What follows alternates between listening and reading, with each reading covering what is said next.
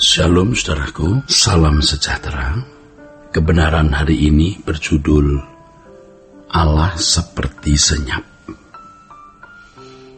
Tidak bermaksud melecehkan sekolah tinggi teologi, tetapi memang faktanya kita harus lihat banyak lulusan sekolah tinggi teologi yang menjadi pembicara, yang mengaku sebagai sumber pengetahuan tentang Allah, tetapi tidak melengkapi diri dengan pengalaman perjumpaan dengan Allah. Saudara, mereka orang-orang yang bisa mengisi banyak tulisan dan berkhotbah di media sosial. Dari pernyataan-pernyataan mereka dan tulisan-tulisan mereka dalam bentuk perdebatan-perdebatan dan adu argumentasi, nampak betapa tidak patutnya mereka menjadi juru bicara Tuhan. Dan itu menunjukkan kalau mereka memang tidak takut akan Allah. Mereka tidak segan-segan mengucapkan kalimat yang itu benar-benar tidak etis. Dalam ukuran kesantunan umum saja sudah sangat rendah, apalagi diucapkan seorang yang mengaku sebagai utusan Kristus atau hamba Tuhan. Semua itu menunjukkan bahwa mereka hanya memiliki pengetahuan tentang Tuhan atau teologi, tetapi tidak mengalami perjumpaan dengan Allah. Ini perlu dikemukakan sebab pengaruh tulisan dan pernyataan-pernyataan mereka di media sosial cukup signifikan bagi jemaat yang belum bisa membedakan roh. Membedakan roh di sini artinya belum bisa membedakan antara kebenaran dan ketidakbenaran. Tidak jarang terjadi tuduhan-tuduhan terhadap orang lain secara semena-mena. Apakah tuduhan itu adalah mengenai ajaran atau mengenai individu? Nah, saudara sekalian, perjumpaan dengan Allah yang dialami seorang teolog itu akan nampak nyata sekali dari pernyataan-pernyataan dan tulisannya. Orang yang takut akan Allah itu, saudara, hasil dari perjumpaan dengan Allah, itu akan sangat kelihatan kesantunannya, kesalehannya, mengalah, tidak menyerang orang lain, tidak mengangkat diri, tidak menunjukkan bahwa seakan-akan dia paling benar, penuh belas kasihan terhadap sesama. Bahkan bukan hanya sesama orang Kristen, tapi juga terhadap mereka yang beragama lain pun menunjukkan kesantunan. Nah, hal ini ternyata, saudaraku, telah terjadi dalam dunia media sosial yang menunjukkan bahwa banyak teolog-teolog Kristen yang sebenarnya belum mengalami perjumpaan dengan Allah. Dan jemaat harus mengerti, ya, mereka adalah orang-orang yang tidak patut didengar.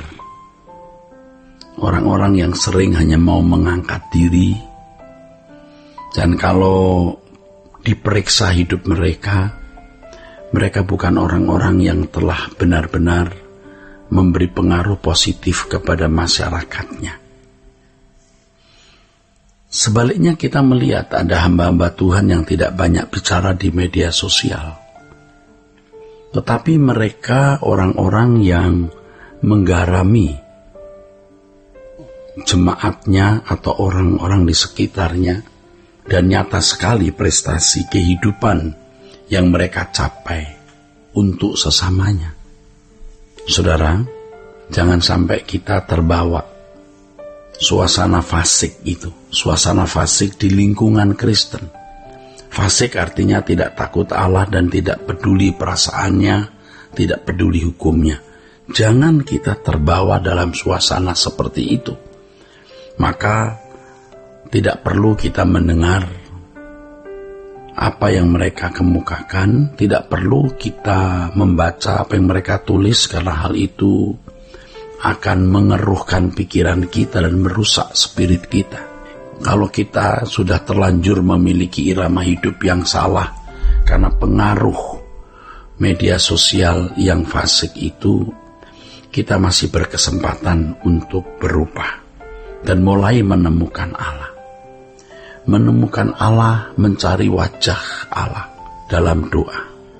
Memang masalahnya Allah itu kadang-kadang seperti senyap, seperti tidak ada, seperti sulit dijangkau. Tetapi kalau kita benar-benar memburu pengenalan akan Allah, dengan hati yang haus dan lapar akan Tuhan, kita pasti menemukannya. Kita bisa merasakan hadirat Allah dalam penghayatan yang benar akan kehadiran Allah. Kita tidak akan terjebak dalam kepuasan memiliki pengetahuan tentang Allah tanpa mengalaminya, seperti yang banyak orang alami, memiliki pengetahuan tentang Allah tetapi tidak mengalami perjumpaan dengan Dia. Kalau kita sungguh-sungguh mencari Allah, Allah yang seakan-akan senyap itu, Ia menjadi tidak senyap di dalam hidup kita. Dia berbicara aktif, Allah yang hidup, sehingga kita bisa menemukan keindahan Tuhan. Dan kalau kita menemukan keindahan Tuhan, maka kita tidak akan lagi menoleh ke belakang, tidak akan berpaling menoleh ke belakang. Dunia menjadi tidak menarik lagi. Kita menjadi takut berbuat dosa. Kalau berbuat salah, kita akan merasa kehilangan damai sejahtera. Nah, saudara, dengan diizinkannya COVID-19 atau COVID-19 ini melanda dunia, juga negeri kita atau masyarakat kita, hal ini mesti memicu kita untuk mencari dan menemukan Allah yang seolah-olah senyap itu. Apalagi, saudara, kalau setiap saat kita bisa meninggal karena COVID, kita harus benar-benar telah menjumpai Dia, mengalami Dia. Sehingga ketika kita ada di ujung maut, tidak ada ketakutan terhadap kematian. Karena kita telah menjumpai Dia, mengenal Dia. Nah, perdebatan-perdebatan teologi itu tanpa disadari mengarahkan orang kepada kepuasan diri mengenal Allah di dalam nalar saja. Dan ini penyesatan yang benar-benar terselubung. Saya bukan anti teologi, kita harus belajar teologi. Tetapi kalau hanya belajar teologi tanpa mengalami perjumpaan dengan Allah, itu masih fasik. Dan faktanya kita melihat orang-orang yang memiliki pengetahuan teologi yang cukup atau bahkan berlimpah, ternyata perilakunya jahat. Ternyata perilakunya menyakiti orang. Ternyata perilakunya tidak lebih baik dari orang-orang non-Kristen. Dan itu nampak dari tulisan dan pernyataannya di media sosial. Kiranya Tuhan memberikan kita kebijaksanaan dan hikmat untuk bisa membedakan roh ini. Sola Gracia.